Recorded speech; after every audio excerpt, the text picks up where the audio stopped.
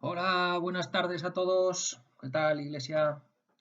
Hoy me ha tocado compartiros a mí un pensamiento y realmente, bueno, voy a hacer una cosa que no había hecho antes, que es casi repetir algo que ya compartí una vez en la Iglesia, pero que me parece muy apropiado para los momentos que estamos viviendo.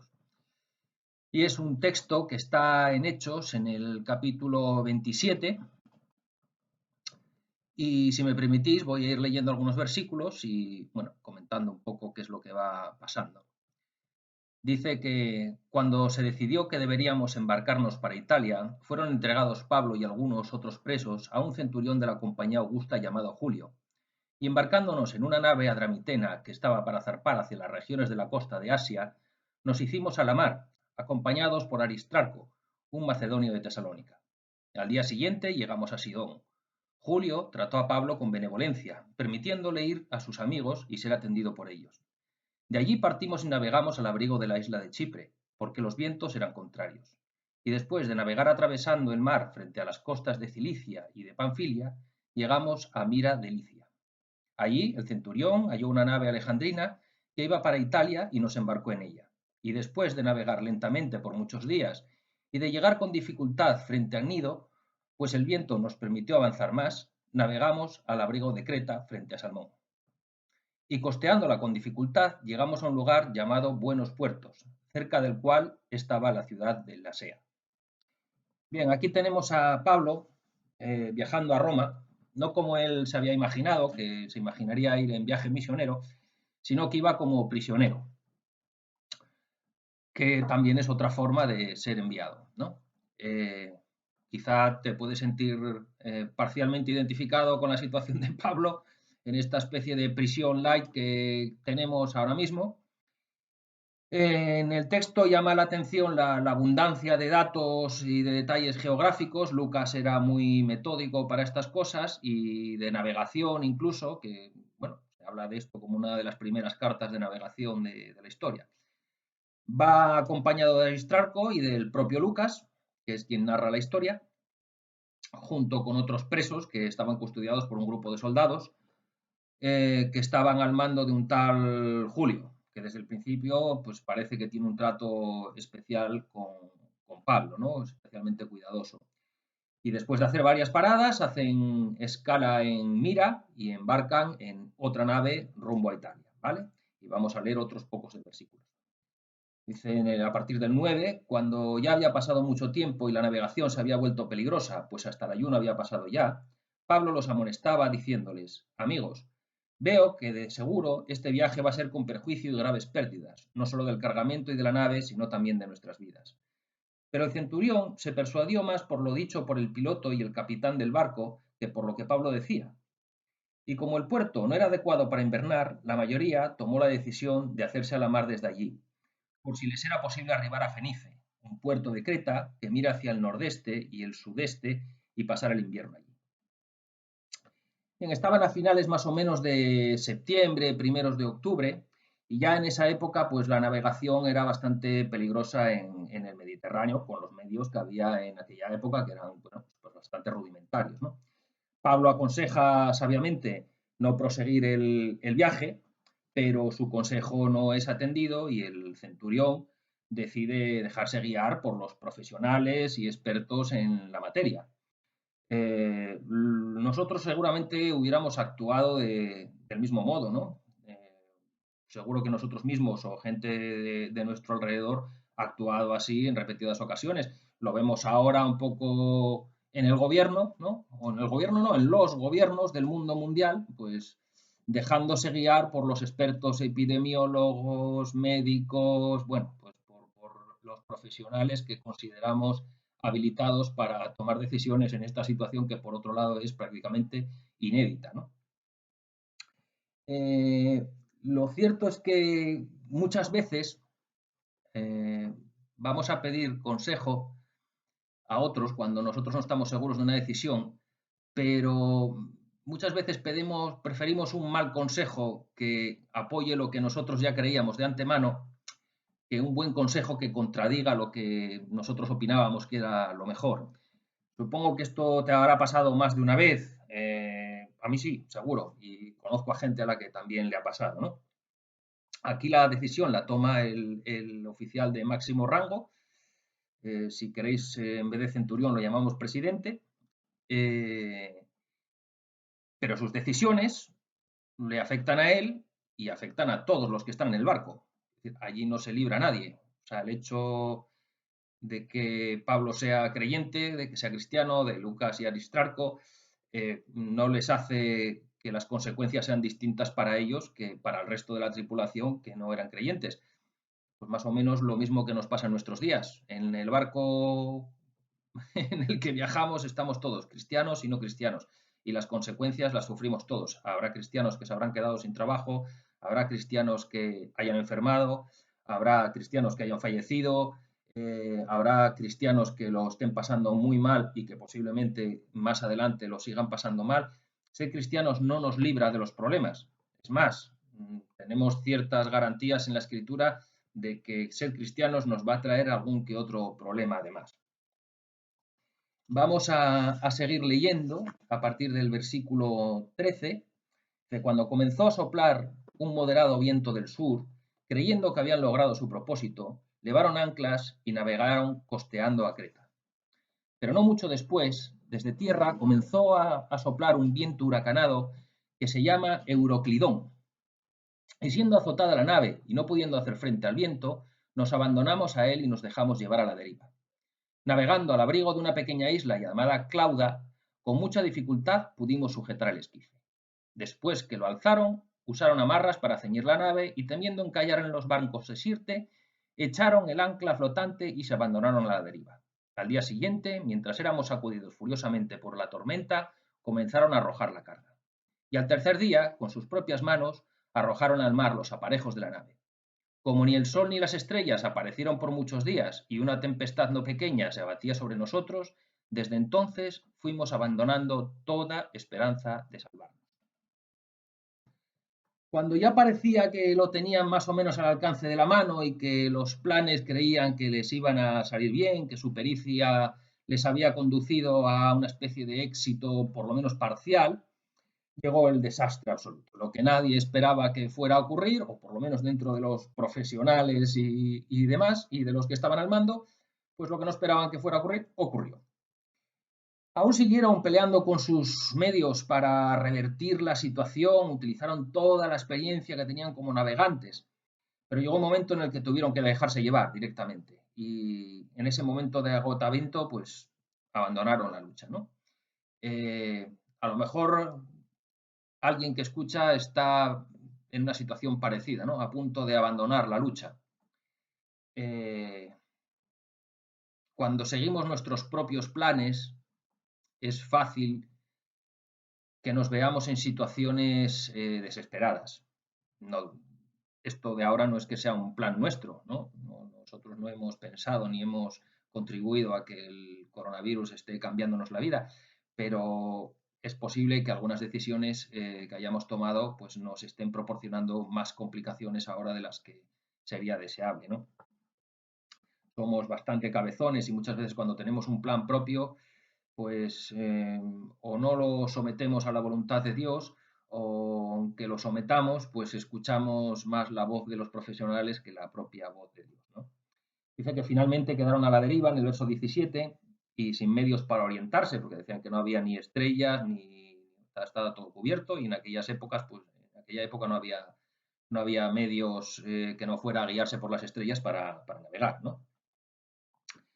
Ya te digo que seguro que hay, que conoces a alguien en esta situación, pero incluso para los que están en esta situación ahora mismo hay una esperanza. Y vamos a seguir leyendo del versículo 21 al 26.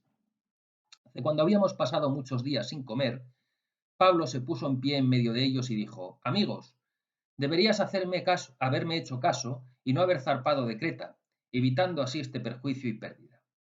Pero ahora os exhorto a tener buen ánimo, porque no habrá pérdida de vida entre vosotros, sino solo del barco. Porque esta noche estuvo en mi presencia un ángel de Dios, de quien soy y a quien sirvo, diciendo, no temas, Pablo, has de comparecer ante el César, y aquí Dios te ha concedido todos los que navegan contigo. Por tanto, tened buen ánimo, amigos, porque yo confío en Dios, que acontecerá exactamente como se me dijo. Pero tenemos que encallar en cierta isla.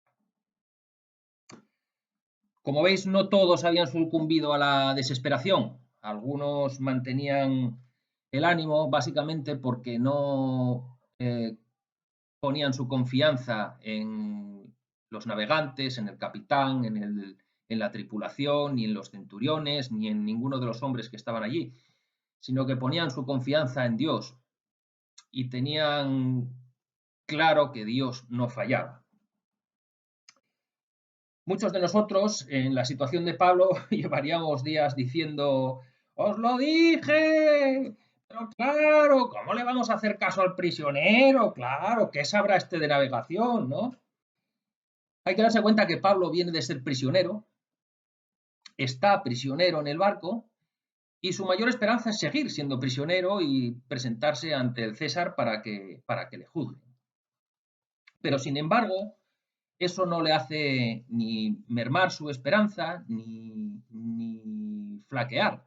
Al contrario, tiene un testimonio tremendamente potente en medio de una situación caótica. No sé si te da alguna pista de lo que podemos hacer los cristianos hoy en día.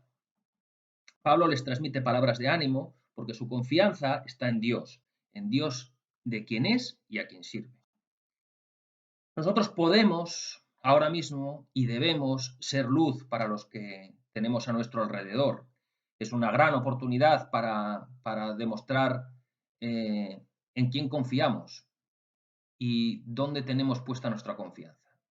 Si nuestra confianza estaba puesta en el bienestar, en tener un mejor trabajo, una mejor casa, unas vacaciones, no sé, prosperar de cualquier manera, avanzar en nuestro trabajo, en nuestra vida en general, pues supongo que a estas alturas nos habremos dado cuenta que basta aún así para que todo se venga abajo. Así que fiarnos de esas cosas no es buena idea. Como cristianos tenemos una palabra que nos enseña en quién debemos de poner nuestra esperanza y lo que significa la palabra esperanza. Y nuestro deber también es llevar esa palabra de esperanza a los demás, porque el que no tiene a Dios, ese sí que no tiene nada. Ese no tiene absolutamente nada. Ahora mismo está perdidos, perdidos sin saber cuánto va a durar esto, si vamos a salir de esta, si lo van a conseguir arreglar, si no lo van a conseguir arreglar. Y yo creo que no se hacen siquiera la pregunta de, ¿esto se va a complicar cuando llegue el otoño? ¿Dentro de 5 años vamos a tener otra como esta o peor? Porque nadie quiere ponerse en esa situación, porque al no haber una esperanza mayor, lo que queda es la nada, el pánico. Vamos a seguir leyendo los últimos versículos del 27 al 44. Dice, y llegada la 14ª noche, mientras éramos llevados a la deriva en el mar Adriático, a eso de la medianoche los marineros presentían que se estaban acercando a tierra. Echaron la sonda y hallaron que había 20 brazas. Pasando un poco más adelante, volvieron a echar la sonda y hallaron 15 brazas de profundidad. Y temiendo que en algún lugar fuéramos a dar contra los escollos, echaron 4 anclas por la popa y ansiaban que amaneciera. Como los marineros trataban de escapar de la nave y habían bajado el esquife al mar, bajo pretexto de que se proponían echar las anclas desde la proa, Pablo dijo al centurión y a los soldados, si estos no permanecen en la nave, vosotros no podréis salvaros.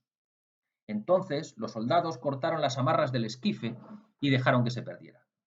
Y hasta que estaba a punto de amanecer, Pablo exhortaba a todos a que tomaran alimento diciendo, hace ya 14 días que velando continuamente estáis en ayunas sin tomar ningún alimento. Por eso os aconsejo que toméis alimento, porque esto es necesario para vuestra supervivencia. Pues ni un solo cabello de la cabeza de ninguno de vosotros perecerá. Y habiendo dicho esto, tomó pan y dio gracias a Dios en presencia de todos, y partiéndolo, comenzó a comer. Entonces todos, teniendo ya buen ánimo, tomaron también alimento. En total éramos en la nave 276 personas. Una vez saciados, aligeraron la nave arrojando el trigo al mar. Cuando se hizo de día, no reconocían la tierra, pero podían distinguir una bahía que tenía playa, y decidieron lanzar la nave hacia ella si les era posible. y cortando las anclas, las dejaron en el mar, aflojando al mismo tiempo las amarras de los timones e izando la vela de proa al viento, se dirigieron hacia la playa. Pero chocando contra un escollo donde se encuentran dos corrientes, encallaron la nave. La proa se clavó y quedó inmóvil, pero la popa se rompía por la fuerza de las olas. Y el plan de los soldados era matar a los presos, para que ninguno de ellos escapara a nado. Pero el centurión, queriendo salvar a Pablo, impidió su propósito y ordenó que los que pudieran nadar se arrojaran primero por la borda y llegaran a tierra, y que los demás siguieran algunos en tablones y otros en diferentes objetos de la nave, y así sucedió, que todos llegaron salvos a tierra. En estos versículos podemos ver las distintas reacciones frente a las situaciones de peligro de los distintos miembros, de los distintos grupos que iban dentro de la nave, ¿no? Tenemos un primer grupo que es la tripulación, que son los marineros más expertos, los que al principio sabían de todo y lo tenían clarísimo, y estos son los primeros en intentar abandonar el barco. Se suben ahí a los botes intentando disimular que van a bajar las anclas de proa, pero vamos, su intención era subirse en las barcas y como atisbaban que había tierra cerca, ir en las barcas hacia tierra y los que quedaran en el barco, pues que se quedaran ahí y se murieran directamente porque no tenían mayor esperanza, ¿no? Pablo también advierte al centurión, para estas alturas Pablo ya es el que gobierna la nave directamente, ya es el que manda allí, y entonces cortan el bote, con lo cual nadie puede salir ya del barco, una de dos, o el barco se salva, o se salvan todos, o no se salva nadie, y, y continúan, ¿no? Cuando choca el barco y encalla, vemos al segundo grupo del barco, que son los soldados, que como les iba la vida en ello, porque un soldado cuando custodiaba a un prisionero, si se escapaba, la garantía era su propia vida, pues deciden matarlos a todos para salvarse ellos. Gracias a Dios el centurión lo impide, ¿no?